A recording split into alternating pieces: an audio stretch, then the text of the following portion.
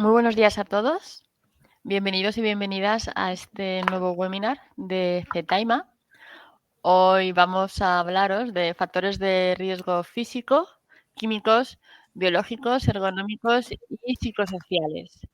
Y para ello nos acompaña mi compañero Rodrigo, Rodrigo Hernández, que es consultor en el área de legal, experto en prevención de riesgos laborales, seguridad industrial y medio ambiente. Y nos va a hacer, pues bueno, lo que sería como un análisis en global, ¿no? Lo que son los aspectos legales de aplicación a esta tipología de riesgos, unos aspectos legales que ha habido cambios recientemente en la normativa y, por tanto, en su aplicación. Y, bueno, nos va a informar, ¿no?, de cómo dar cumplimiento. Tenéis habilitado un chat a vuestra disposición. Podéis ir poniendo pues, preguntas, comentarios que consideréis. Y al término de la sesión, sí reservaremos un espacio para dar respuesta a estos, ¿no? Entonces, bueno, Rodrigo, pasas un poquito. Venga, vamos a... Sí, simplemente recordaros que somos una empresa que desarrolla soluciones informáticas al servicio de sus clientes en las áreas en la aplicación en las áreas de seguridad industrial, medio ambiente, seguridad informática y control de proveedores. Nuestros valores son la integridad, la pasión por el cliente, la excelencia y empresa saludable. Y nuestras soluciones informáticas en el mercado son Cetaima K y Cetaima Legal, con más de 1 millón de usuarios, más de 750 empresas para Cetaima K y más de 200 usuarios de Cetaima Legal. Todo ello presente también en 12 países con 150 profesionales a vuestro servicio. Sigamos, Rodrigo. Cetaima, como os digo, ofrece servicios de soluciones informáticas y consultoría a toda tipología de clientes, sectores, tamaño, etcétera. Además, sí, también tenemos para ello colaboraciones estratégicas a nivel de conocimiento, como puede ser con Bequinor, la Asociación Española de la Calidad, AESCON, y tenemos, bueno, premios, certificaciones derivadas de nuestra labor. Estamos certificados en ISO 9001, 45000 y 27000. Hemos recibido diversos galardones como por parte del INS, pertenecemos a la red española y a la red europea de empresas saludables, y recientemente nos han concedido la certificación, la acreditación como PYME innovadora.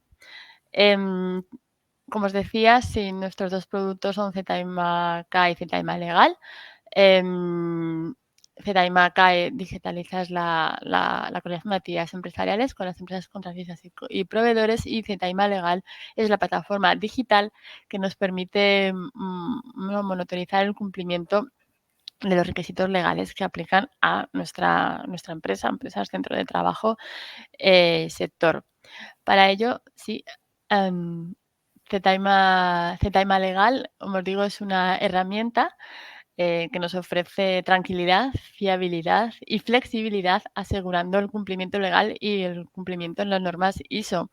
Todos nuestros clientes pasan con un 100% de éxito sus auditorías externas. Para ello, esta herramienta nos permite estar al día, ya no solo al día, conocer los trámites, ante todo, que tenemos que hacer y mostrar el cumplimiento de ello. Trámites con aplicación legal a nivel nacional, europeo e internacional, siempre en materia de prevención de riesgos laborales, seguridad industrial y medio ambiente. ¿Sí? Y bueno, en definitiva, todos son, bueno, ventajas para ayudarnos a asegurar el cumplimiento legal. Ello nos hace, pues, ahorrar tiempo, y recursos con la garantía del equipo de profesionales que está detrás de la herramienta, analizando diariamente los boletines oficiales y, actualizando, por lo tanto, el contenido y la forma de tramitación en Cetaima Legal, todo ello para garantizar, el cumplimiento legal en las materias, ¿no?, de conocimiento que he explicado antes. Muy bien. Poco más, presentaros el objeto de este webinar. Disculpar, Cetaima Legal está presente en 3 países, España, Portugal y Colombia. Cetaima Legal va acompañada de un excelente servicio de nuestros compañeros, consultores, entre ellos Rodrigo.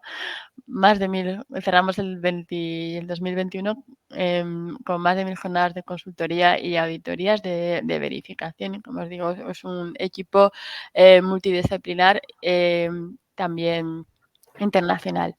Muy bien, Rodrigo. Dicho la presentación, Muchas gracias, Susana, por la eh, presentación. te cedo la palabra y bueno, yo estaré atenta al chat para ir también seleccionando, preguntas y intentaremos no molestarte, ¿no? Salvo que vea alguna que sea muy No, muy relevante. más que molestar, gracias, Susana, Sí, cortar. es un contenido extenso el que vamos a ver. Entonces vamos a intentar, yo creo lo mejor será verlo seguido. Si al final Así da tiempo es, a que podamos ver alguna pregunta, la vemos al final y si no, sabemos que el equipo está para responder las preguntas en el propio chat. Así que vamos a ello, que bueno, pues es un tema, vamos a intentar hacer una visión muy global, muy amplia de los riesgos, de todos los riesgos que podemos tener en cualquier actividad, y estos, como sabéis, son muchos. Vamos a tratar de hacer una apuesta inicial, digamos, de esto sin entrar en profundidad en ninguno, porque sería imposible en una hora verlo todo. Este es el índice. Venga, vamos a entrar en materia. Un momento. Bien, lo primero que tengo aquí abierto, no sé por qué, me salta el... Voy a cerrarlo, disculpad, porque si no van a salir los avisos se va a escuchar los avisos del Teams y no nos molestaría. Venga, vamos a el primer agente que vamos a analizar son los riesgos por exposición a agentes físicos. Aquí tenemos diferentes tipos de riesgos que vamos a ir entrando en materia en cada uno de ellos. En todas las organizaciones hay riesgos que deben ser evaluados. Esa es la principal premisa. Y esta evaluación tiene el objetivo, el fin, la finalidad de identificar estos riesgos, valorar su importancia y a partir de ahí establecemos planes de actuación, que es el proceso habitual para estimar la magnitud de los riesgos que no se pueden evitar. ¿Vale? Entonces, estas son las dos premisas fundamentales, realizar una evaluación y a partir de esta planificar la actividad preventiva. Esto a nivel de cualquiera de los riesgos que vamos a ver aquí. El primero de los bloques perdón, son los riesgos por exposición a agentes físicos. Este término describe distintas formas de energía que tienen la capacidad de causar daños en la salud y seguridad de los trabajadores. Hay diferentes tipos, digamos. Están el ruido, las vibraciones, ambiente térmico, radiaciones ionizantes y las no ionizantes, dentro de las que están los campos electromagnéticos y las radiaciones ópticas. Este riesgo debido a agentes químicos es la posibilidad de que el trabajador sufra un daño derivado de esta exposición a estos diferentes agentes que acabamos de ver. Y esta exposición está determinada por la presencia de este agente en el lugar de trabajo y su contacto con el trabajador. Para calificar este riesgo físico desde el punto de vista de su gravedad, debe valorarse conjuntamente varias cuestiones. Una, la probabilidad de que se produzca el daño y la gravedad o severidad de este. Y la gravedad depende también de condiciones individuales de la persona expuesta y de las características de la exposición, la cual también está determinada por factores propios del propio puesto de trabajo, como el tiempo de exposición, la emisión del agente físico, apantallamientos que puedan existir y las condiciones ambientales existentes. Hay una serie de variables que tendremos que considerar para esto, ¿vale? ¿Qué tipos de agentes físicos nos vamos a encontrar? En primer lugar están aquellos que están relacionados con energía mecánica, siendo el ruido y las vibraciones los más tradicionales, los que además son los primeros, que normalmente el ruido siempre es el primero que tenemos en cuenta, ¿no? El ruido, que tiene estos efectos negativos conocidos en el sistema auditivo, y puede tener otros efectos tanto a nivel de tipo clínico como psicosociales. Puede llegar a provocar estrés. Se cuantifica mediante la presión sonora, que es la percepción del volumen o la intensidad del sonido, es lo que habitualmente conocemos como los decibelios de este factor, y la frecuencia, que es el tono. Y luego están las vibraciones, que pueden estar producidas por herramientas, máquinas y vehículos, y pueden ser de dos tipos, transmitidas a cuerpo entero o a sistema mano-brazo, herramientas manuales. Se caracterizan por la frecuencia y la intensidad, que es la medida en unidades de desplazamiento, metros por segundo. Por otra parte, están los riesgos relacionados con la energía calorífica. Y estamos además ahora en un momento muy adecuado para hablar de este tema, ¿no? El ambiente térmico, entendido como el conjunto de variables termohigrométricas, perdón, una palabra complicada, como son la temperatura, la humedad relativa, etcétera. Un ambiente térmico, decíamos, desfavorable puede ocasionar situaciones de incomodidad, por un lado, pero también puede desencadenar situaciones de peligro grave. Si estas condiciones ambientales son extremas. Actualmente estamos en todo el territorio del Estado español, estamos bajo una ola de calor bastante intensa. Entonces, en algunos tipos de trabajo pues tienen estas situaciones de peligro grave, sobre todo trabajos en el exterior, en construcción, que puede llegar a provocar la muerte. Todos los veranos, por desgracia, escuchamos que ha habido alguna muerte por un golpe de calor en algún trabajador de estos sectores, con lo cual es un riesgo a tener muy en cuenta, ¿vale?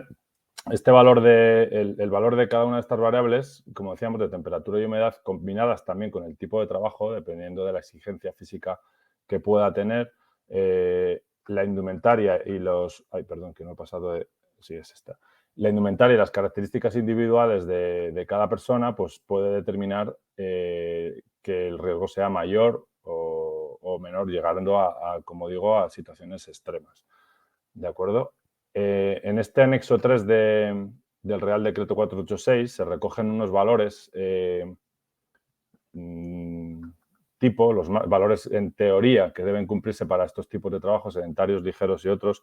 Vemos que los valores, el máximo en el trabajo sedentario son 27 grados, trabajo ligero está marcado en 25 grados, humedades relativas de entre 30 y 70, y bueno, habla también de velocidad del aire, en el caso de para trabajos sedentarios de velocidad del aire acondicionado y de otros valores. Los fundamentales, como decíamos, son la temperatura y la humedad.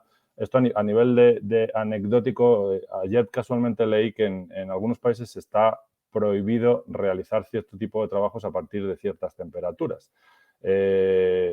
Bueno, yo creo que esa situación en algún momento se pondrá encima de la mesa porque, como decíamos, por desgracia, todos los veranos hay alguna muerte por golpe de calor en trabajos de tipo construcción, en carreteras, etcétera. De momento, la normativa española no establece este tipo de limitaciones. Bien, por último vamos a ver una de las energías que están más presentes en los entornos laborales, que es la energía en forma de ondas electromagnéticas o radiaciones. Hay dos tipos. Están las radiaciones ionizantes, que son las que tienen energía para ionizar, es decir, interaccionan con la materia, al interaccionar, pueden alterar su estructura y pueden tener naturaleza de onda electromagnética o corpuscular. Tienen energía, como decía, para modificar la materia a nivel atómico. En entornos laborales pueden estar presentes fundamentalmente en el ámbito sanitario, de investigación o también en entornos industriales. Los rayos X son los más comunes, pero también existe la radiación alfa, beta de neutrones y gamma, menos habitual o menos extendida que los rayos X.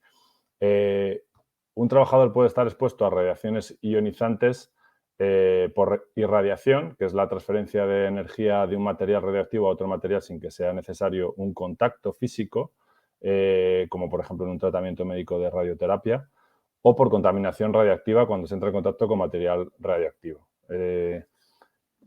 También existen fuentes de radiación natural, como pueden ser los rayos cósmicos, pero en estos casos no son riesgos a contemplar en entornos laborales, salvo excepciones muy contadas, como por ejemplo en los trabajadores de aerolíneas, que a gran altura pueden recibir dosis importantes de estos rayos, y en esos casos sí que se debería contemplar. Ya digo que son situaciones muy contadas. Y por otro lado están las radiaciones que no tienen energía para ionizar y son las no ionizantes, como su propio nombre indica. En esta definición se incluyen los conocidos como campos electromagnéticos y las radiaciones ópticas. Campos electromagnéticos son campos eléctricos y magnéticos estáticos y las radiaciones electromagnéticas entre 0 y 300 GHz, que son los campos estáticos, tanto eléctricos como magnéticos, y las radiaciones de frecuencia extremadamente baja, como radiofrecuencias y las microondas. Cualquier aparato eléctrico, desde un teléfono móvil hasta un ordenador, hasta cualquier aparato que tenemos en entornos laborales, genera campos electromagnéticos y puede provocar calentamiento en los tejidos. Los efectos son a corto plazo y la normativa lo que pretende es evitar que se produzca la exposición. ¿Vale? El Real Decreto 299 de 2016, que es el que habla de la protección contra riesgos relacionados con la exposición a campos electromagnéticos, establece una serie de medidas de protección que se debe llevar a cabo en caso de contar con alguna instalación que produzca estos campos electromagnéticos peligrosos en un entorno laboral. Y establece unos límites de exposición. Como decía, no vamos a entrar en detalle a ver esto. Estamos haciendo referencia a toda la normativa para, en el caso de que tengáis que consultarlo, pues sepáis exactamente la norma a la que acudir. Ejemplos de aparatos que produzcan estos campos, pues líneas de media y alta tensión, transformadores eléctricos, en electrodomésticos domésticos también lo encontramos, pantallas de ordenador, dispositivos antirrobo de seguridad, en radios, antenas de telefonía móvil, etcétera. Como decíamos, cualquier aparato eléctrico produce estas radiaciones, pero sí está comprobado que mediante estudios científicos que no hay efectos perjudiciales si la exposición es leve. Y estamos hablando de que los campos electromagnéticos más presentes, que pueden ser por ordenadores, teléfonos móviles, son mínimos. Entonces, bueno, aquí hay un posible riesgo, pero ya está demostrado que las consecuencias, los efectos no son perjudiciales. Bien, radiaciones ópticas. Son radiaciones más energéticas que las que acabamos de ver y están dentro de este grupo la infrarroja, luz visible, y la radiación ultravioleta, que es la más energética y es en algún caso considerada también ionizante. ¿Vale? Pueden tener origen natural o artificial y están presentes, estas sí, en muchos entornos laborales. La norma que regula este riesgo es este Real Decreto 486 de 2010 y establece, como en casos que hemos visto anteriores, los valores límite y se refiere únicamente, en este caso, a fuentes artificiales. Lo que comentaba antes de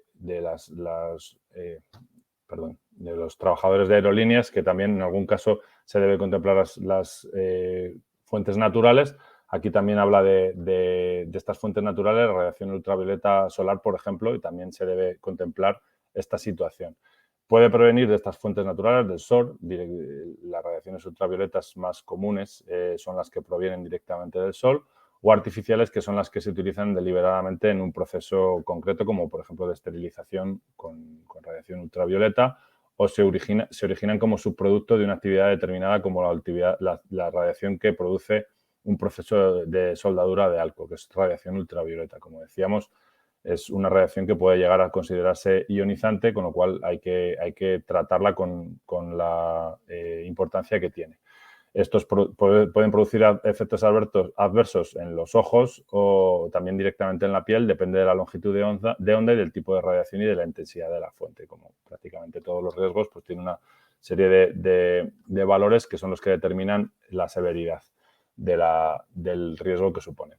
¿Cómo afectan estos riesgos físicos a los trabajadores? Pues de muy diferente tipo. Aquí vemos de los que hemos estado hablando, el ruido puede llegar a provocar pérdida de audición o hipoacusia, las vibraciones pueden llegar a provocar trastornos musculoesqueléticos o neurológicos incluso, radiaciones, modificaciones de moléculas de ADN, las radiaciones ópticas pueden, como acabamos de ver, provocar daños oculares y en la piel, la radiación ultravioleta puede inducir al cáncer de piel, campos electromagnéticos puede provocar el calentamiento de los tejidos, los campos magnéticos estáticos pueden interferir con dispositivos médicos, como un marcapasos, por ejemplo. Un ambiente térmico desfavorable, sobre todo muy caluroso, puede provocar sensación de malestar, déficit de atención, concentración y puede incrementar la tasa de errores y, en determinados trabajos, accidentes, sobre todo el manejo de maquinaria, por ejemplo, y se puede dar, como hemos comentado también, muerte por hipotermia o golpe de calor.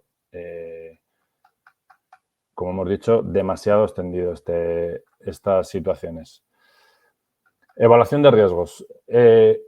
Relacionado con todos estos riesgos, pues hay que proceder a evaluar. Y esta depende del agente que origina el riesgo. Aunque todos los agentes físicos que hemos visto tienen la característica de tener magnitudes medibles que se pueden cuantificar. Esto es importante porque la normativa nos establece una serie de valores límite a partir de los cuales tenemos que tomar una serie de acciones.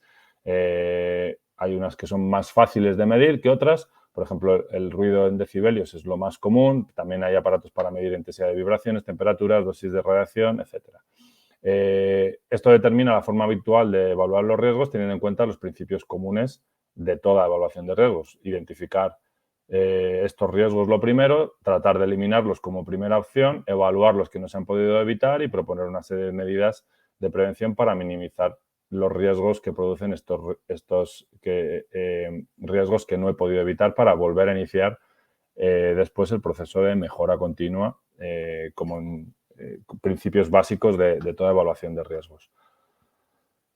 Aquí os especificamos, aunque hemos hecho ya menciona, yo creo que a todas ellas, la normativa de referencia para cada una de los contaminantes físicos que hemos estado viendo, ruidos, vibraciones, ambiente térmico, radiaciones ionizantes y las no ionizantes. Cada una de estas normas tiene sus valores, su normativa de referencia, sus valores límite, con lo cual es sencillo, digamos, saber cuándo puedo tener un riesgo porque midiendo, ya tengo un valor a partir del cual pues, puedo establecer cuáles son las acciones que debo tomar.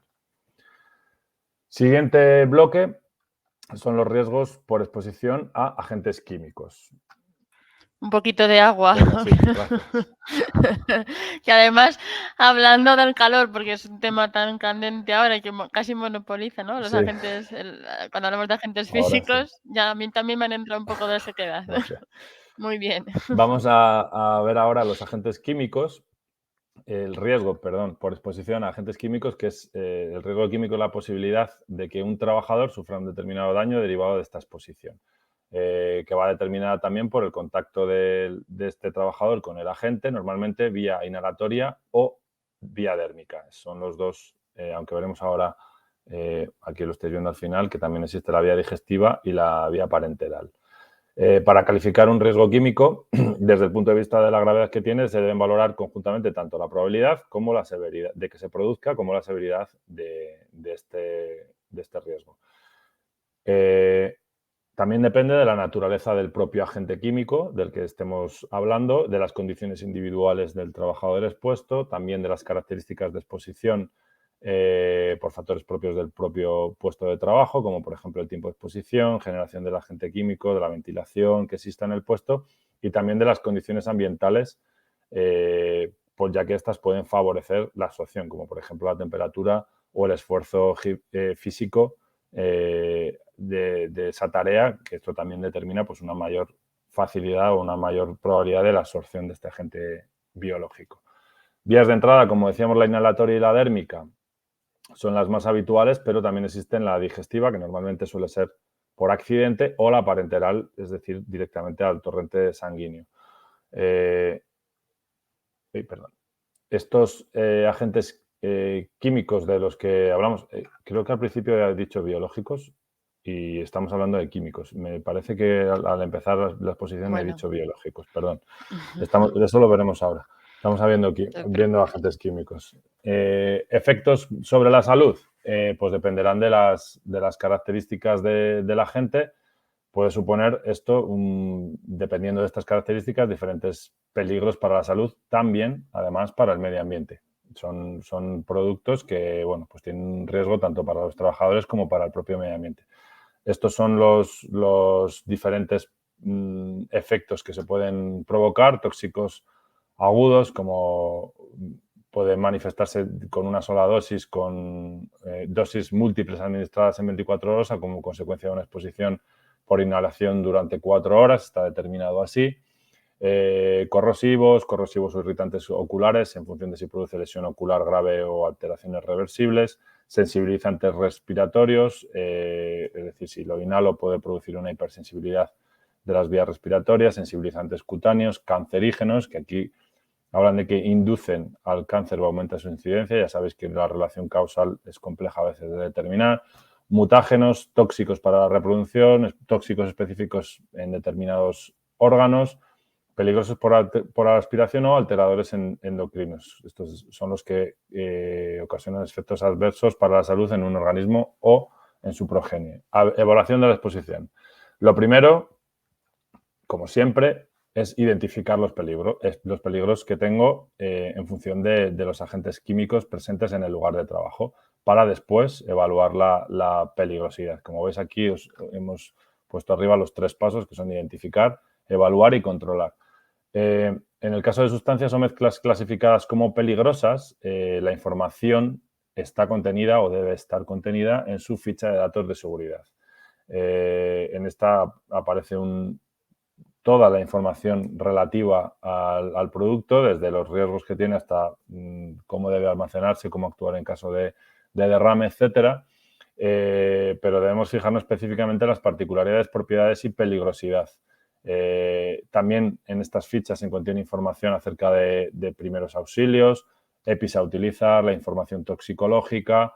Bueno, debemos irnos a la sección 2, fundamentalmente, que es la que recoge la identificación de peligros, para ser capaces de identificar la sustancia y así determinar la presencia de agentes químicos peligrosos y decir qué tipo de agente químico peligroso tengo en mi lugar de trabajo. Identificados los peligros, viene el segundo paso, que es evaluar la exposición. La metodología de la evaluación la recoge la guía técnica para la evaluación y prevención de riesgos presentes en los lugares de trabajo, elaborada por el Instituto Nacional de Seguridad y Salud, basándose en la normativa de referencia, que es el Real Decreto 374 de 2001, en base a alguna de las muchas metodologías englobadas estas en 3 grandes grupos: cualitativas, cuantitativas y modelos de estimación. Bien, control de la exposición, que como hemos visto es el último de los pasos que tenemos que dar. Una vez tengo evaluada la exposición, es momento de controlarla, es decir, de utilizar o utilizando técnicas y procedimientos evitar o disminuir la exposición de estos agentes químicos, lo que implica pues implantar acciones para llegar a prevenir y mantener esta situación controlada. Estas acciones, como vemos aquí, se pueden clasificar en 4 tipos. Sobre el agente químico, para evitar su presencia, es decir, eliminarlo. Sobre el proceso o la propia instalación, para eliminar o reducir la emisión al ambiente de este agente. Acciones en la zona o ambiente de trabajo, para mantener la concentración en un valor seguro. O acciones en el método, para evitar el contacto directo entre el agente químico y el trabajador. Seguro que se os ocurren bastantes ejemplos de este tipo de medidas. Las diferentes técnicas de control para estos agentes son de dos grupos: sustitución o reducción de riesgo al mínimo, en este orden. Lo primero, siempre es mejor evitar el uso de ese agente si es posible, sustituyéndolo por otro o un proceso que no sea peligroso o que lo sea en menor grado. Si esto no es posible, pues reducir el riesgo al mínimo, aplicando medidas de prevención y protección, como son aislar el agente, evitando o reduciendo cualquier escape que pueda existir, difusión al ambiente o contacto directo con el trabajador.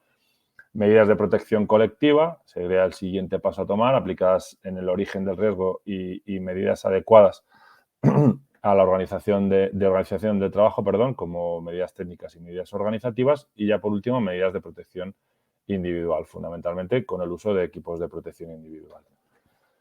Vamos a ver aquí un punto que son los agentes cancerígenos que forman parte de los agentes químicos. Las disposiciones del Real Decreto perdón, de referencia que hemos visto, el 371, que no estén incluidas de forma específica en la norma específica que hay para agentes cancerígenos, que es el Real Decreto 665, también deben ser aplicadas en los casos de riesgos por exposición a agente cancerígeno o mutágeno durante el trabajo, ¿vale?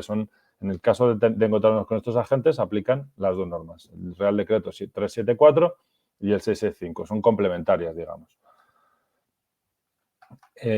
La norma, como decimos, de referencia es el Real Decreto 665, que establece que establece lo que se entiende por agente cancerígeno o mutágeno, y esto es una sustancia o mezcla que cumpla los criterios para su clasificación como cancerígeno o mutágeno en células germinales de categoría 1A o 1B establecidas en el anexo 1 del reglamento REACH.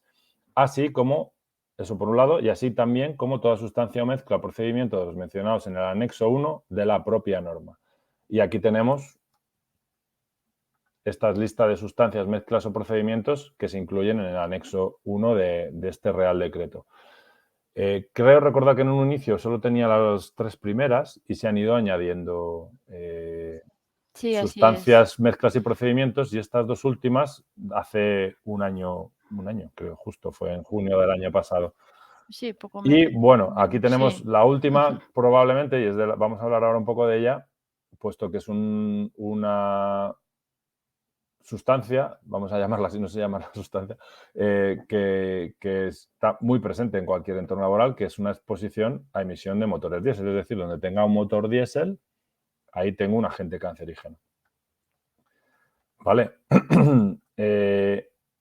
Hablamos aquí, ahora ampliamos un poco ese punto. Ha habido modificaciones al respecto muy recientes. El Real Decreto 395 de 2022 es habla aquí de 24 de mayo, fue publicado a finales del mes, hace 2 semanas, y lo que ha hecho es introducir, valores límite a una serie de sustancias que no tenían estos valores límite, ¿vale? Hablamos aquí del cadmio y sus compuestos inorgánicos, berilio y compuestos inorgánicos del berilio, ácido arsénico, formaldehído y metilenbis, perdón. Ya existían, lo que pasa es que no había valores límite establecidos para esta sustancia. Bueno, pues lo que ha hecho este Real Decreto es incluirlos. Y este Real Decreto 427 de 2021 es del que hablamos. Este incluyó, por un lado, la exposición cutánea de aceites minerales previamente utilizados en motores de combustión interna y la emisión a motores diésel. Lo que decíamos, en este punto lo hemos querido tratar con un poquito más de mimo porque, bueno, pues es una situación, esta es una lista de profesiones o puestos de trabajo en la que nos podemos encontrar esta emisión a motores diésel. La fuente de esta lista es el propio material del propio instituto. Como veis, es una lista no exhaustiva. Quiere decir que no solamente estos tipos de trabajo son los que pueden estar expuestos a emisiones de motores diésel. En todo entorno laboral en el que exista un motor diésel, pues ya puede haber esta exposición. Estos son los quizá más fáciles de identificar, vamos a decir, operadores de maquinaria pesada, trabajadores de aduanas, de parking, trabajadores de reparación y mantenimiento de vehículos. Bueno, hay, como veis, una serie de operaciones y de trabajadores a los que puede afectar este riesgo. También nos podemos ser fácil, ¿no? El identificarlo a los trabajadores en cabinas de peajes, por ejemplo, operadores de carretillas elevadoras, cuando estas son que la mayoría, si son en interior, la mayoría no, todas las que están en un entorno cerrado no son de gasoil, pero carretillas grandes que trabajan en exterior, pues también tendrá, o cualquier maquinaria pesada tendrá esta consideración, trabajadores del sector petrolífero o cualquier puesto de trabajo que se sitúe cerca de un compresor o generador que utilice gasóleo. un equipo de emergencia, de incendios o electrógeno, un grupo electrógeno, pues ya es un motor diésel y tenemos que identificar ese punto como un punto de posible exposición a agente cancerígeno, ¿vale?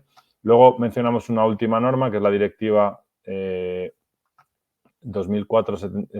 Aquí lo he recogido mal porque lo que se ha hecho es modificar esta directiva con otra, que no es la que hemos puesto aquí, incluyendo los agentes reprotóxicos, y establece una fecha de transposición antes del 5 de abril de 2024. Lo que no es esta la directiva que quería poner aquí hay una errata, sino que se ha modificado esta directiva con otra que ha sido publicada creo que a finales del año pasado. Entonces, antes del 5 de abril de 2024 tendremos traspuesta esta normativa, con lo cual habrá modificación también en la normativa de cancerígenos. Muy Venga, bien. Pues gracias. Bueno, has hecho una gran exposición. Al final lo que tenemos que, bueno, lógicamente como empresarios, nuestro deber es ver la posible exposición de los trabajadores a este tipo de agentes, y para ello pues tenemos que hacer uso de las fichas de productos, que deben de estar actualizadas, las fichas de seguridad de los productos, y ver qué tipo, ¿no? Como el caso que has comentado, con qué tipo de herramientas o maquinaria que puede, ¿no? Que tenga una emisión en este caso de humos, y en qué estado está esta maquinaria y el tiempo de exposición y las mediciones. Y luego a partir de aquí, pues bueno, procedimentar, eliminar, hacer uso de equipos de protección individual, informar ante todo al trabajador del uso de ellos, etcétera. Y es, como habéis visto, es una normativa que está en continua actualización y termino, te dejo el paso ya, ya que hablamos de valores de exposición, todo ello viene de directivas europeas, entonces van al ritmo, ¿no? de la producción de esos productos y sus productos, ¿no? Y el análisis científico, digamos, de su contenido y el conocimiento de los factores en nuestra salud a esta exposición. Entonces, por ello es una normativa que se actualiza con rapidez, ¿no? Debido a los avances. Muy bien, ya respira un poquito. Sí, me ha venido bien el descanso, gracias, Muy Susana. bien. Pasamos a ver riesgos por exposición a agentes biológicos. Esta es la probabilidad de que un trabajador sufra un daño como consecuencia de la exposición a estos agentes biológicos. Según el artículo 2 de este Real Decreto 664, que es la norma de referencia en este punto, se entiende por agente biológico aquellos microorganismos con inclusión de los genéticamente modificados, cultivos celulares y endoparásitos humanos susceptibles de originar cualquier tipo de infección, alergia o toxicidad, es decir, virus, bacterias, hongos, etc. Los agentes biológicos se dispersan y se transmiten a través del aire, fundamentalmente, del agua y de los alimentos también, por contaminación de superficies u objetos a través de otros seres vivos. No quiero dar un comentario sobre esto porque creo que hemos aprendido todos mucho en estos 2 últimos años, ¿vale? Con este virus que hemos tenido por aquí. Una vez dispersados en el ambiente, pueden penetrar en las personas por diferentes vías de entrada, también como hemos visto en el químico, fundamentalmente la respiratoria, pero también cutánea, oral o parenteral. Daños que pueden producir al trabajador, muy variables y depende del agente biológico, las condiciones de la exposición también y del propio trabajador. Los principales daños pueden ser estos 3: infecciones, alergias o efectos tóxicos o intoxicaciones. Clasificación de los agentes biológicos. Esto lo marca el artículo 3 del Real Decreto 664 y depende de 4 variables. Capacidad para infectar, posibilidad de transmitirse entre humanos o a la colectividad, la gravedad de la enfermedad y la disponibilidad de fármacos o profilaxis, tratamiento. Y lo clasifica de grupo 1 a 4 en función de esta gravedad, siendo el grupo 1 el más leve y el grupo 4 el más grave, el ébola, por ejemplo, ¿vale? ¿Qué actividades tienen riesgo biológico? Pues cualquier actividad que pueda haber riesgo de exposición a agentes biológicos, porque están en cualquier lugar. Aquí hay que incidir que la exposición sea debida a una tarea, porque exposición a agente biológico tenemos continuamente. Cualquier virus, como el coronavirus, está presente pero se debe considerar una exposición laboral cuando hay una exposición debida a mi trabajo. No todos los trabajadores tienen que tener contemplado riesgo biológico por exposición al coronavirus o a cualquier otro virus que existe, ¿vale? Si no, todos tendríamos exposición a agente biológico. Especialmente debemos de tenerlo en cuenta en actividades en las que hay presencia o manipulación de animales y plantas, sus productos o desechos en alimentos, residuos orgánicos, aguas residuales, etcétera, y en las que hay pacientes o muestras biológicas en entornos sociosanitarios o veterinarios. Hay ocasiones en las que no se identifica este riesgo en actividades en las que sí existe, como por ejemplo si dispongo de una depuradora en las instalaciones o si hago algún tipo de intervención en instalaciones con riesgo de proliferación de Legionela. Estas son situaciones que debo contemplar como de posible exposición a un agente biológico porque, como hemos dicho, están presentes en estos entornos. Incluso es algo, perdona, yo he estado viendo en limpieza, es algo que se está poniendo en las evaluaciones de riesgo porque al final estás limpiando centros de trabajo y en los aunque baños, independientemente sí. del riesgo, sí es algo que, bueno, claro, Sí, hay sí. un contacto biológico, ¿no? Está ahí, Eso puede es. haberlo. Quizá es un poco No hay que pensar excesivo, en ¿no? hospitales Dependerá. solo, pero sí. Claro, pero sí, es una situación en la que también puede haber exposición a esta gente, sí. Luego hay un punto específico que hacemos mención aquí, puesto que hay una orden que se refiere solamente a estos instrumentos cortantes y punzantes en sector sanitario y hospitalario. Y hay una normativa, como digo, la orden 1451 de 2013, que regula este riesgo. Aplica solamente a trabajadores del sector sanitario y hospitalario. ¿Vale? En esta norma se recoge una serie de cuestiones que el ámbito está reducido específicamente a esto, para evitar estos riesgos como consecuencia de heridas causadas por instrumental sanitario cortopunzante. ¿Vale? Es un entorno en el que hay un riesgo muy claro de esto, entonces hay una normativa específica que lo regula, ¿vale? Riesgo ergonómico, el penúltimo de los riesgos que vamos a ver. La ergonomía es una disciplina que trata las interacciones de las personas y otros elementos de un sistema, así como la profesión que aplica teoría, principios, datos y métodos al diseño con objeto de optimizar el bienestar. Siempre hablamos de que tenemos que tener un puesto ergonómicamente adecuado, ¿vale? Porque esto quiere decir que el puesto se adapte a las condiciones de cada persona. Como vemos aquí, son variables muy personales que dependerá de una persona u otra, el que pueda considerarse incluso un riesgo en un caso y en otro no. Es una disciplina, esta ergonomía, orientada a los conjuntos de elementos o componentes que interactúan entre sí y que se organizan de una manera concreta para alcanzar unos fines establecidos. En el ámbito laboral, un sistema de trabajo comprende a varias personas, un equipo de trabajo actuando conjuntamente en un lugar, un entorno concreto, bajo unas condiciones que vienen determinadas por la tarea que se desarrolla. Y la ergonomía tiene en cuenta factores físicos, cognitivos, sociales, organizacionales y ambientales, con un enfoque holístico. Quiere decir esto, que debo contemplar todo en su conjunto, no cada uno por separado. Porque si no, no tiene sentido. Deben valorarse en su conjunto, ¿vale? Los efectos sobre la salud pueden ser múltiples en función del riesgo y los factores de riesgo que resulten afectados, que pueden estar relacionados con la carga física, fatiga física, trastornos musculoesqueléticos, una adecuada iluminación, por ejemplo, puede producir fatiga visual, problemas oculares, etcétera. Aquí hemos querido destacar este punto porque los sobreesfuerzos son la causa de accidentabilidad principal en España. Hablaba de los últimos datos de más de un 30% de los accidentes laborales.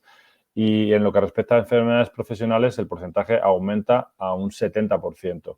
En lo que respecta a enfermedades relacionadas con trastornos musculoesqueléticos. Entonces, hay que tener muy en cuenta, muy presente este riesgo ergonómico. De hecho, muchas organizaciones tienen identificado accidentes ergonómicos y de otro tipo porque es lo más habitual.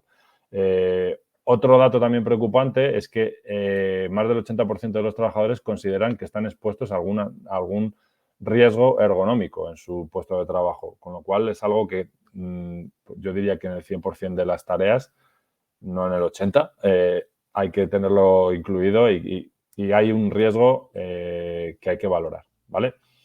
Y estos datos denotan una inadecuada gestión de los riesgos ergonómicos, ¿vale? Lo que hablamos, lo que es importante es este enfoque en su conjunto, de todos los factores que nos podemos encontrar.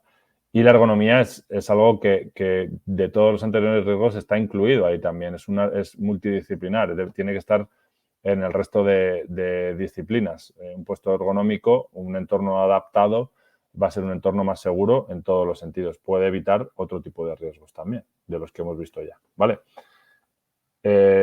Principales factores de riesgos, ambientales y de carga de trabajo, ¿vale? Ambientales, pues la iluminación, un ambiente térmico desfavorable, ya hemos visto que esto es un riesgo físico, ruido, vibraciones, lo mismo, calidad de ambiente interior y factores asociados a carga de trabajo, como las posturas, trabajos repetitivos, manipulación manual de cargas y aplicación de fuerzas.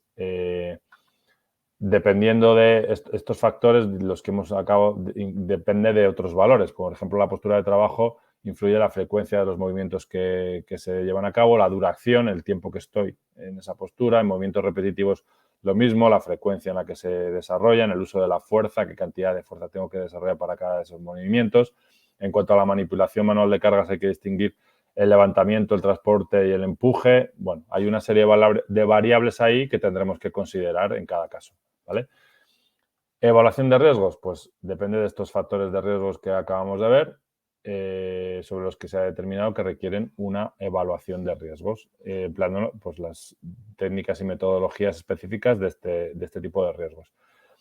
Se puede emplear un procedimiento orientado a un estudio ergonómico teniendo en cuenta todas las dimensiones, es decir, la tarea, trabajador y condiciones de trabajo, con el objetivo de tener un buen puesto de trabajo teniendo en cuenta todas estas variables, más eficiente, más seguro y más saludable también.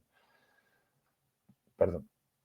Medidas preventivas, pues encaminadas a adaptar al trabajador el puesto y la organización del trabajo y la tarea que desarrolla. Estas medidas pueden ser de dos tipos: técnicas, que son las que van encaminadas a adaptar el puesto para que la carga de trabajo sea adecuada, adaptan estas características tanto físicas como ambientales a las necesidades de cada trabajador, pues como por ejemplo altura de planos de trabajo, los alcances, espacios, las condiciones termohigrométricas y otra serie de valores que dependerá de cada persona, que hay un aspecto muy subjetivo porque no toda persona tiene la misma altura de planos de trabajo, los mismos alcances, las mismas condiciones termohigrométricas, etc.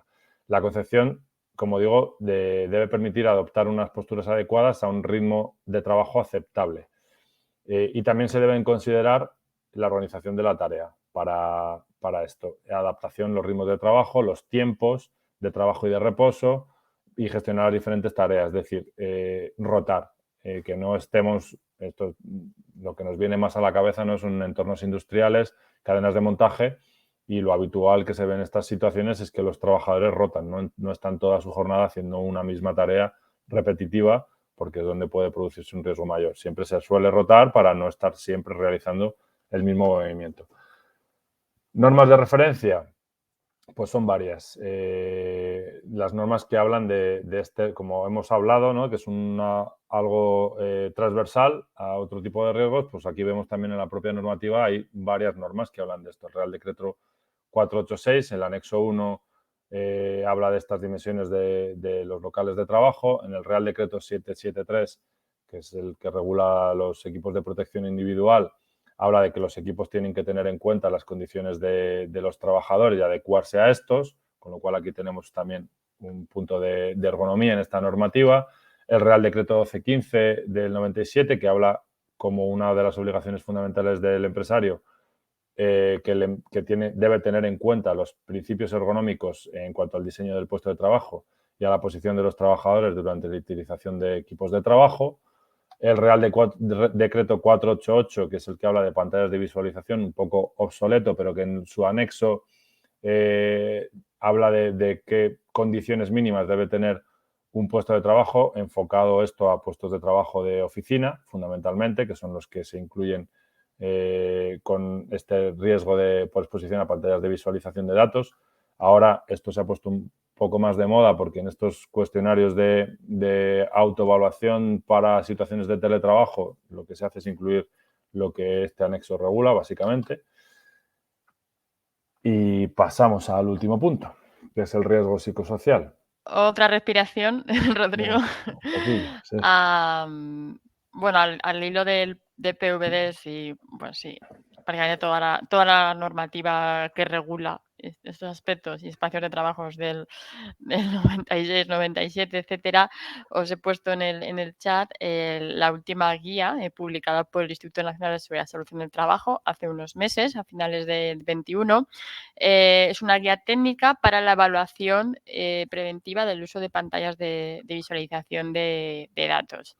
Y bueno, sí, vamos evolucionando. Hay que tener muchísimo en cuenta ya no solo a veces pensamos en ergonomía o en los efectos, ¿no? En el levantamiento de cargas mantener una postura forzada, que a veces es forzada porque igual mi pantalla del ordenador está a una distancia indebida o porque estoy haciendo uso, ¿no? Un exceso del ratón, estoy haciendo movimientos muy repetitivos que tenemos que sumar a nuestro mayor uso, ¿no? De dispositivos tecnológicos, pues esto también ha generado, como bien decías, este interés y esta actualización, ¿no? de la normativa y esta evolución.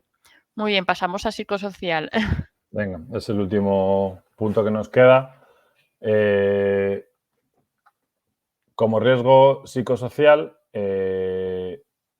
vemos aquí que el concepto de factores psicosociales en un principio fue definido como aquellas condiciones presentes en una situación de trabajo relacionadas con la organización, contenido y realización del trabajo susceptibles de afectar tanto al bienestar y la salud física, psíquica o social de los trabajadores como al desarrollo del propio trabajo. Estas condiciones de trabajo, cuando son malas, deficientes o adversas, bien por un diseño inadecuado, por un desarrollo o implantación en la organización inadecuados, interaccionan con las expectativas, necesidades, capacidades y actitudes de los trabajadores. Vemos que aquí hay un punto muy subjetivo, ¿no? Que dependiendo de la persona, pues tendrá unas diferentes expectativas, necesidades, capacidades y actitudes. Y esto puede impactar negativamente sobre su seguridad, salud y bienestar, convirtiéndose en una fuente de riesgo que se debe gestionar. Estos llamados factores de riesgo deben evaluarse y se debe intervenir sobre ellos mediante una adecuada planificación preventiva, ¿vale? Lo que tenemos que tener presente en cualquier otro tipo de riesgo, que a veces queda este riesgo psicosocial. Lo hemos dejado a lo último, pero no debe ser el último que tenemos que contemplar. Estos efectos negativos de origen psicosocial sobre la salud se manifiestan pues, de diferentes formas. Primero, se suele producir una respuesta de estrés y si no se eliminan, los daños pueden ser muy graves, ¿vale? La prevalencia o afectación a un nivel u otro, así como la latencia en la aparición de daños y síntomas, debe estar relacionada con las características personales y los recursos de cada persona. Como acabamos de decir, no a todo el mundo le afectan estos factores por igual. Debe tenerse en cuenta, pues, y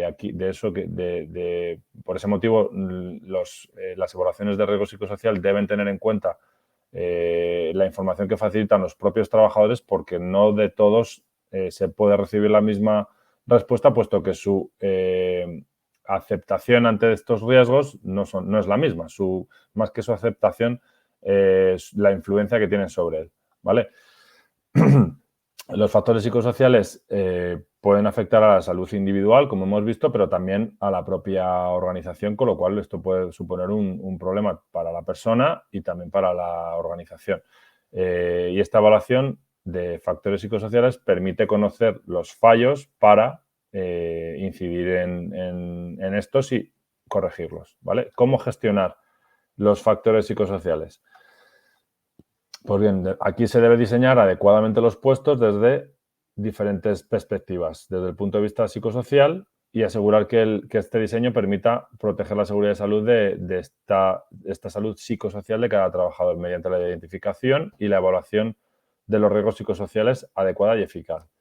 Procesos, pasos habituales, lo que siempre debemos hacer, identificar los riesgos en mi actividad, puesto o entorno organizativo. Normalmente aquí hay que ir a cada persona, cada puesto, ¿vale? Evitar los riesgos, evaluarlos y controlarlos. Fases de este proceso de gestión, pues la primera es, como decíamos, identificación de los factores de riesgos, elección de una metodología técnica o instrumentos para llevar a cabo esta identificación, planificación y realización del trabajo, analizar los resultados y elaborar un informe, elaborar un programa de intervención y seguimiento y control de estas medidas adoptadas. Como siempre, pero aquí incidiendo en cada persona. Debe ser importante en este punto recoger información, lo que habitualmente se hace cuando se hacen estas encuestas, de cada trabajador, por la diferente consideración que cada persona puede tener de diferentes factores. ¿Cómo actuar? Hay tres grupos, grandes grupos de actuaciones. Medidas de prevención en origen, medidas para aumentar recursos o resistencia de la persona a estos riesgos o medidas con actuaciones terapéuticas sobre las personas. En este orden se deben de aplicar. Las medidas de prevención en origen tienen el objetivo de eliminar o reducir la exposición del riesgo, modificando pues, los factores que generan el estrés a nivel de la empresa y del entorno. El siguiente paso que debemos dar es medir medidas para aumentar los recursos y resistencias de las personas, es decir, de cada trabajador, lo que decíamos, cada cual puede tener una diferente percepción ante estos factores de riesgo.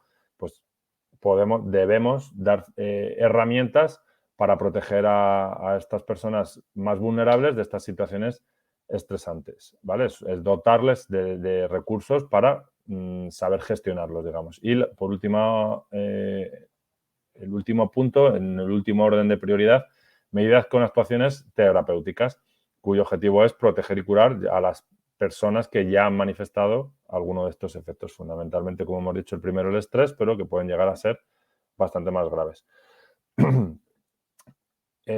¿Cómo? Pues, perdón, antes estaba hablando de esto y no había pasado la diapositiva. Sí, no te he dicho nada. ¿Cómo debo proceder? Pues como siempre, evaluando los riesgos psicosociales. Es un proceso complejo que lleva un conjunto de actuaciones y etapas interrelacionadas, pero que hay que llevar a cabo. Esta evaluación contempla todos los factores de riesgos. Quiero decir, a ver, no me he explicado mal.